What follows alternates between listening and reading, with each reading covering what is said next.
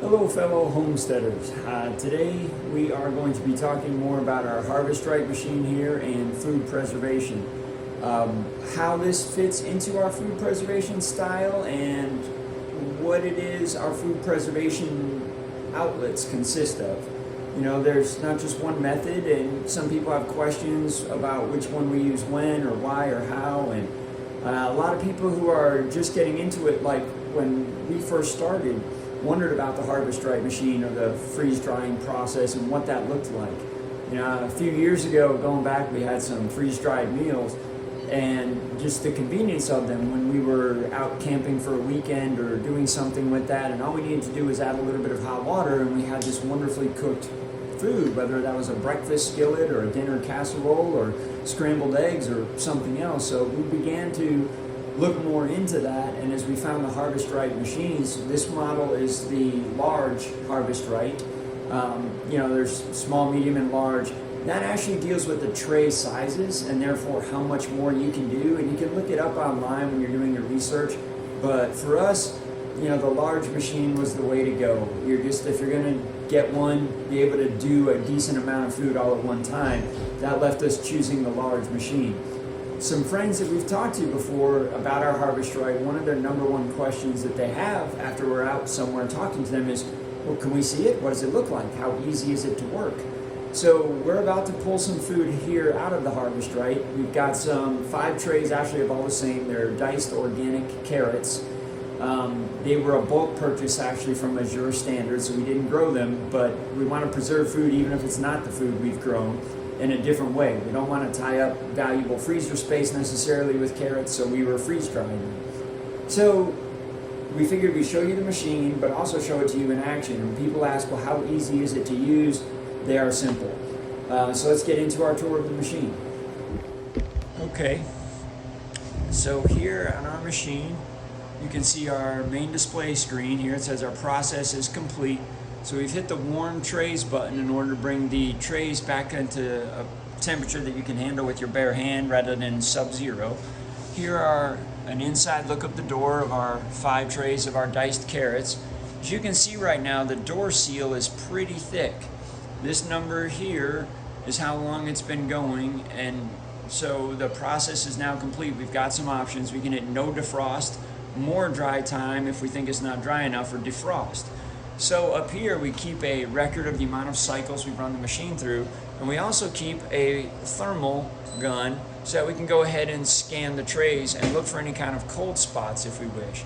So let's say I'm drying something that's particularly moist and it might take longer than the pre-programmed time thinks it takes to freeze dry something.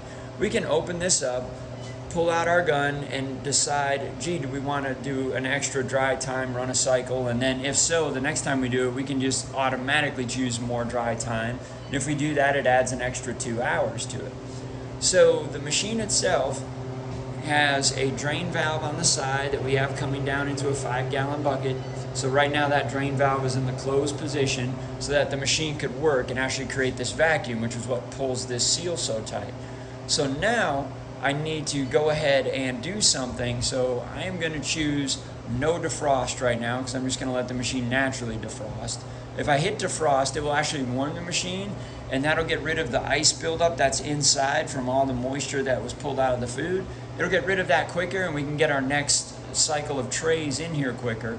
But to me, I also think that it's going to maybe shorten the overall lifespan of my machine. So I am actually going to choose naturally let it defrost. I'm going to choose no defrost.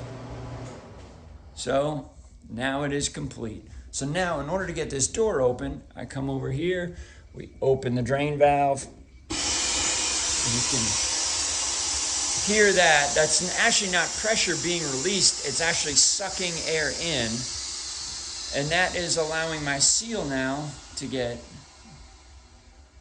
less tight. So until then, if I tried to do this and open this door, it would not have opened. The vacuum pressure inside this chamber would have been so much that I wouldn't be able to open the door. So now here we are, we're opening the door, we're going to take out our food trays, going to go bring them into the kitchen and show you how we preserve them. Okay, so here is our kitchen island setup. We've got our 4 Harvest Right freeze tray 4 Harvest Right freeze dryer trays full of diced carrots there, and 1 sitting here. This is kind of our setup that we use for packaging. First, we obviously use some gloves. Again, we covered that in another video, but if you haven't seen it yet, gloves are a great way to stop the transference of any kind of moisture or oils from our hands to any of the packaging or to any of the food now that we're packaging it up. On this case, we also have oxygen absorbers. I do prefer the Harvest Right brand, just their packet size is great, the 700cc size. We have a few different bag size here. We have Mylar Bags 50 pack 8x12. These 8x12s do not have a reseal. They are merely, so you can open one up and see, but we're gonna end up using some for this particular method. But these have no zipper seal. They do have pre-cut notches there so that after you do the heat seal with your food inside, you can go ahead and have an easy tear spot. We also have some of these snack size Mylar bags with the visible window, and these actually do have a zipper seal in them, but they also do not have enough space to run a heat crimp over the top. So these are limited to just the zipper seal.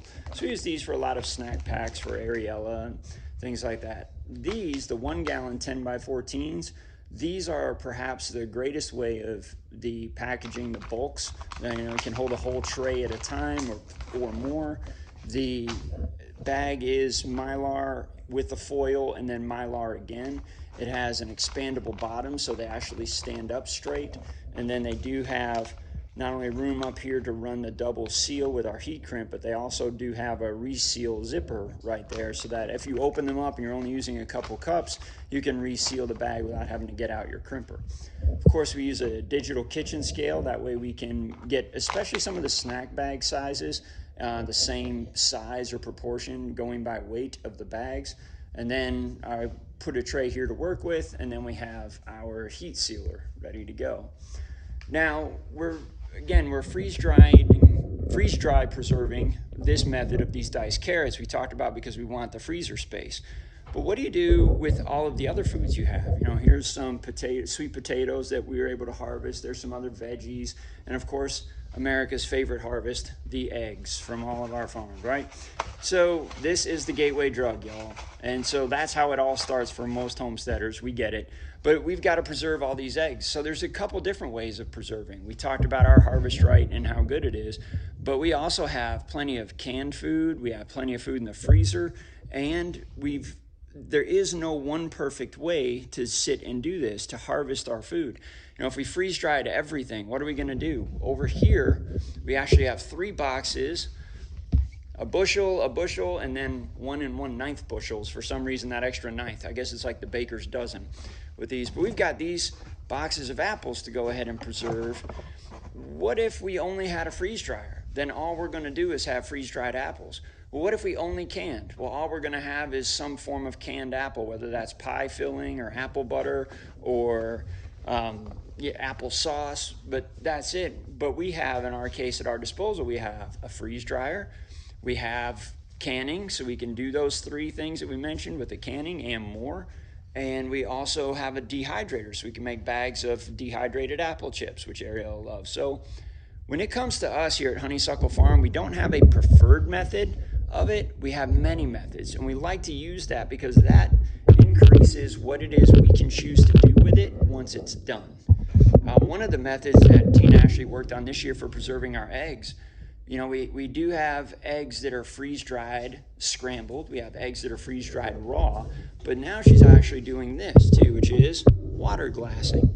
So that'll be a whole separate video. Look for that one. And the water glassing is quite phenomenal. We were really shocked to see about it, but that's preserving eggs for up to a year. Just open this jar, take the egg out, crack it, and business as usual. That's a pretty great method.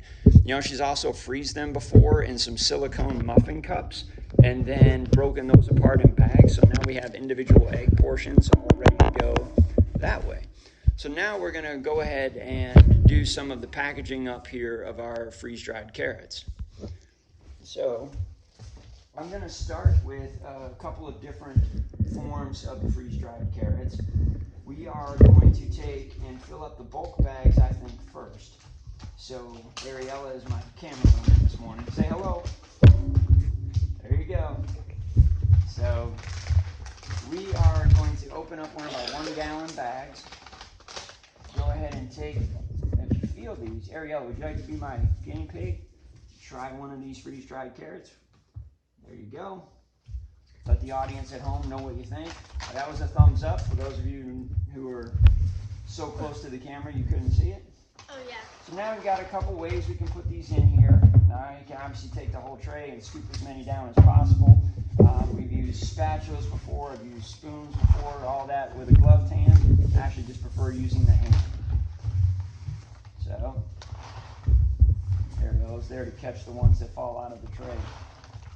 And further, what do we call it in our family when we try something? Poison checking. That's right, we call it poison checking. So, oh, another one, poison check it, up 2. So what do you think of the freeze-dried carrots? What's your opinion? They're good. Yeah? Really Do they taste like cooked carrots or fresh carrots? Cooked. They taste like cooked carrots, huh?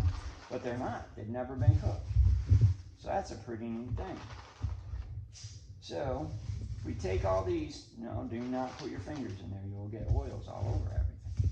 So, we take these, fill the bag up, and for this, what I could do, put the bag here so you can see. I'm going to take my digital scale. We'll fold up one of these Mylar bags that we're using. I'll turn on my digital scale. We'll put this on here, and I like to go in grams for freeze-dried food instead of pounds and ounces because it's so light. You're never going to get the same exact decimal of ounces with these things. With the freeze-dried, allows us to get it in.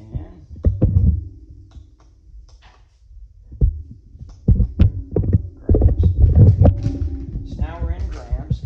I'm going to go ahead and put one of our bags on, and then I'm going to zero it out. So now it weighs 0 grams because we've taken off the weight of the bag. Now when I set my bag of carrots on here, so far I have 45 grams of carrots present in that bag. So what this is going to matter for us, it's not a measurement of quantity, right? It's not 2 cups, 4 cups, 6 cups. Some people like to put that up that way. But what do you do when the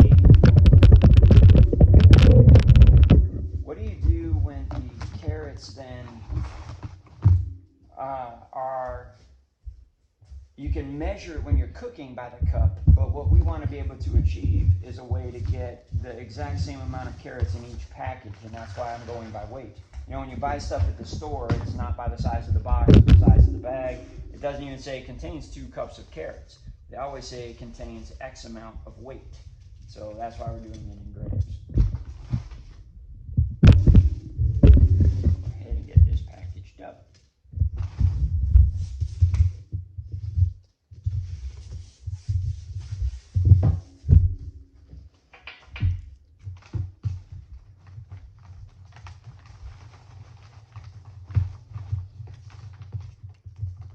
There we are. We have 1 whole tray. The 1 whole tray in this 1 gallon bag with the bottom in probably only took up to about here as it sits in there. So I've still got plenty of room. I can put in more than a whole tray in here if I want. But we're going to see what we have 80 grams of carrots in the bag right now.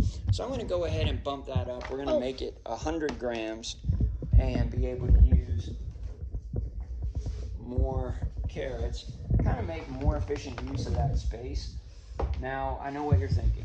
Is it about efficiency and use of space? So we're going to go ahead and bump this up to about 100 grams.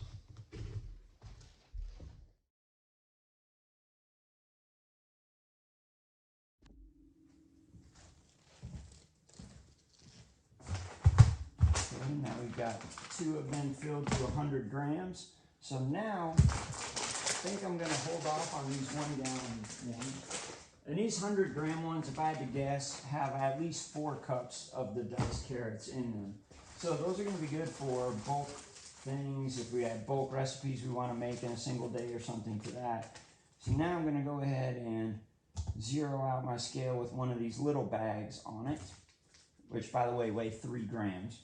but it's a weight. And so now I'm gonna go ahead and make up some snack packs for our little garden vegetable eater. Ariella would live off of freeze-dried vegetables from our gardens. You know, she doesn't even complain really if it's from other people's gardens. As long as it's freeze-dried vegetables, that kid would eat it. She began snacking on freeze-dried green beans, I think, when she was about 4 years old, and ate them like potato chips. So now we'll make up some little snack packs of some of the diced carrots. Just kind of get them so they all generally weigh the same, not put too much in. Then we'll put in some oxygen absorbers with these. Look what I'm making for you, snack packs. So we'll make up a few of these. And then, you want to take that one and poison check it? Yes. What are you doing this morning? Writing a book. Writing a book. Just what every 10-year-old says they're doing at 9 o'clock in the morning. Homeschool and the joy of homeschooling. By the way, speaking of homeschooling, I would now like to take an opportunity to homeschool people out there in our audience, as in I'm schooling you from my home on some of the latest dad jokes that we have. So, Ariella actually came up with this one a long time ago, and I'm proud of her in her dad joking business, but what does a cow do on Friday night? Today's Friday, so it's important for our cows to understand this. On a Friday night, what do cows do? They go to the movies. That's right. But they want to get home early because on Saturday they're going to help their friend move.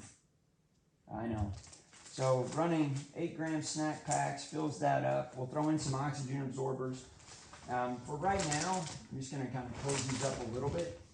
We talked about this on another video, but what do you do with some of the food that we're freeze drying that had all this moisture in it? Well, that is now become porous. So all of the holes that held moisture in here are now taking atmospheric air in, which contains about 21% oxygen. And of course, this is what bacteria and all the things that make our food spoil need to grow. They need to have oxygen and water.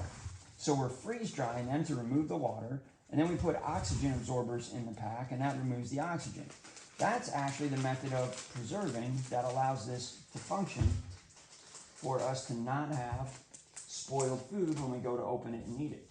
So even though we're closing this up now a little bit, we're going to add some of the oxygen absorbers to it.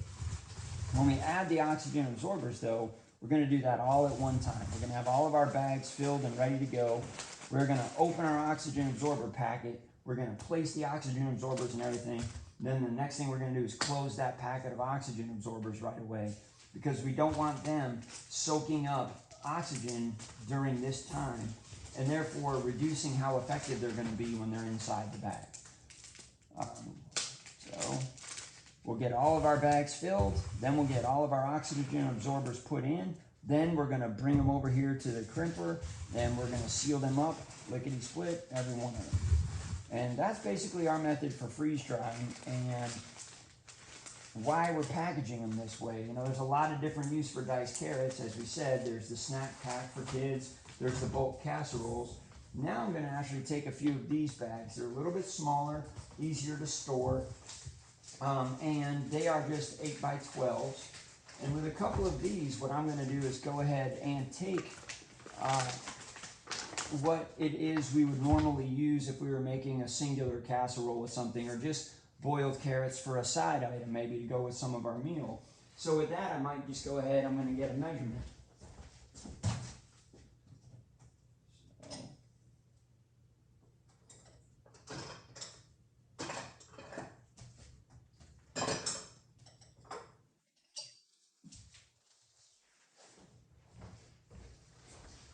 For that, we have our handy dandy Pampered Chef 1 cup little glass bowls. You can pre-fill them if you like. This is a way so I can say, okay, in this package, I know we'll have X amount of servings. I don't really care about the weight in ounces. I'm not selling this stuff. You know, we're preserving food for our family. So there's 1 cup. Go ahead and pour it in. Then I'm Gonna probably have enough for another cup on this tray. That might be the tray. What I'm probably gonna do is package it in 4-cup packages. That way, you know, when you heat it up, it's just the 3 of us, but what if someone's coming over, or what if we want leftovers? So 4 cups of carrots would be a good amount of cooked carrots just as a side item. But it's also an easy measurement. So if we're making a recipe that says put in 4 cups of sliced carrots, or things like, oh, carrot cake jam, another family favorite here. And by the way, if you've never had carrot cake jam, you are missing out. Carrot cake jam, especially the one that my wife first made and came down, you know, the name of it was like carrot cake jam. Really, it doesn't sound bad, but it doesn't sound like something I would have ever dreamt up, and that was the single biggest hit. So highly recommend carrot cake jam if you ever get a chance to sample some. But now we've got measurements for our recipes that we can go and continue with and move on. We don't want to waste too many of these. As it is, I'm not very accurate. I've spilled some on our counter. So bring out our last tray here. So now we're on our 5th tray. Go ahead and top that off. There we go. So there's 3. And we'll do 1 more for our 4th cup in there. Then I'm probably just going to do another 4-cup one. There we go. So now we've got 4 cups. That'll seal up and be a lot smaller in our food storage bins. You know, Rubbermaid totes, whatever it is that people want to use, but to hold some lightweight envelopes. Yeah, there's another advantage to these, folks. If you don't know this about freeze drying food, it weighs nothing.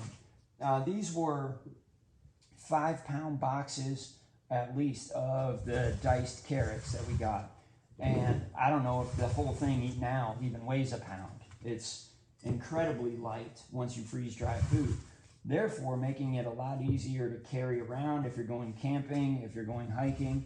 It makes it a lot easier to carry around if you're just moving a food storage tub and you're just wanting to move your own food. So it weighs almost nothing because there's no water in it. Now it becomes easy to store. You know, we have in our food storage area, we've been freeze drying raw eggs, like I said earlier. We probably have 30 dozen raw eggs stored with a dozen eggs in an individual pouch. There's 2. And you know, how heavy would 30 dozen eggs be if you were lifting that by itself? But with us, lifting 30 dozen eggs takes, you know, 1 hand, and it makes light work of it actually. There's 3, 1 more cup in there. Then we'll fit the rest in the snack packs for Ariella, or for Ariella's friends that she'll share with.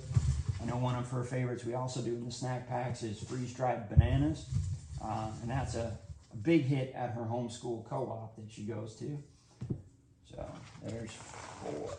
All right, so now we've got 2 packages of 4 cups. We've got 2 bags that are bulk of 100 grams, and then the rest are in snack packs that we'll put up. And we'll put our oxygen absorbers in, we'll label everything, and we'll seal it up. For you at home, again, this is just freeze drying. We're gonna do some videos now on some of the other methods of preservation. Tina will do one on her water glassing of eggs. Canning, I don't know if there's endless videos we could do on canning. Tina has a couple of water bath canners and a couple of the pressure canners, which all depends on what it is you're canning, determines which one of those you'll have to use. Somebody did make a comment. We were at a self-reliance festival this past weekend, though, and somebody made the comment of with their freeze dryer, they can't imagine why you would even have a canner now.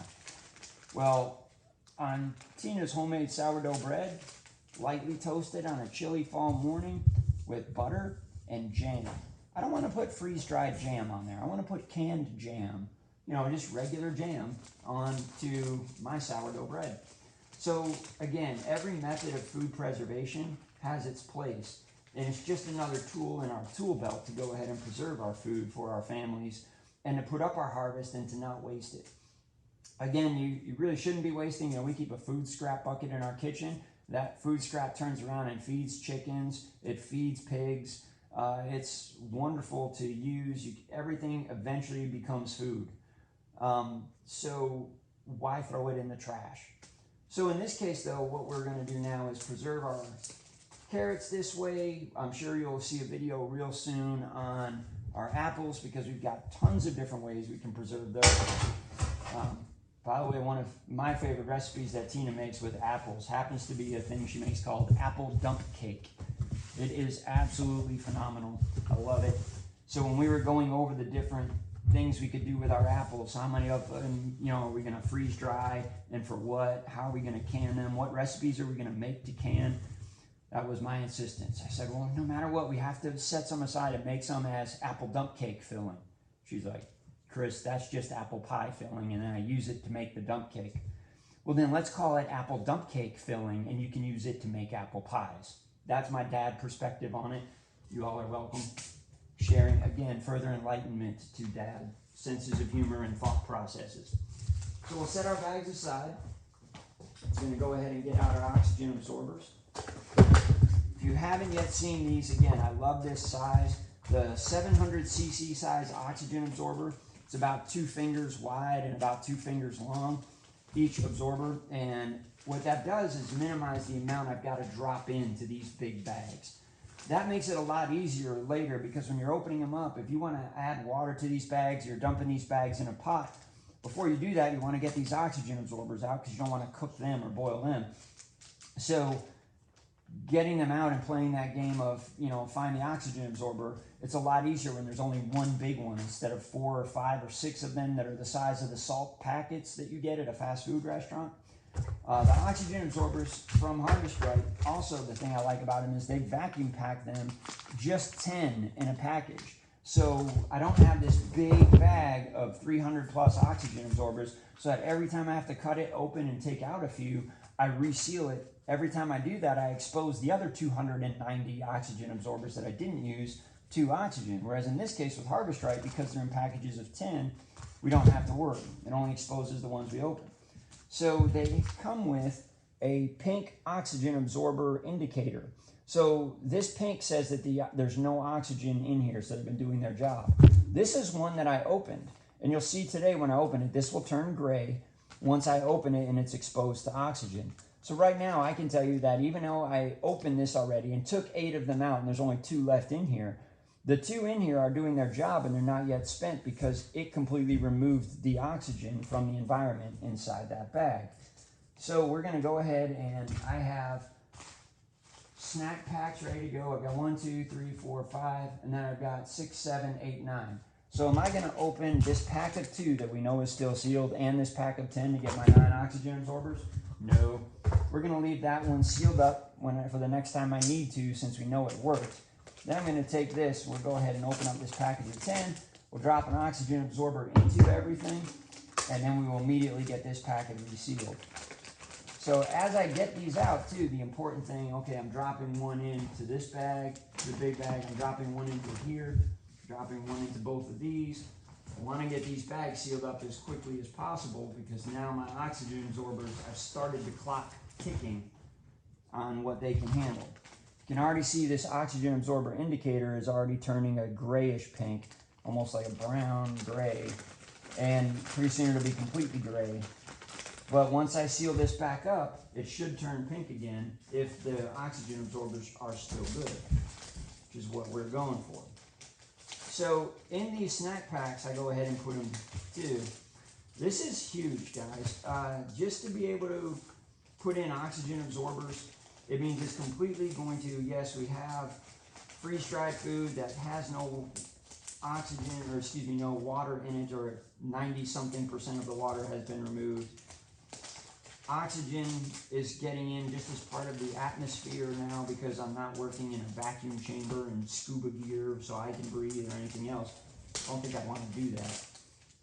So putting all these oxygen absorbers in here means I'm also removing atmospheric oxygen that is now in my packages.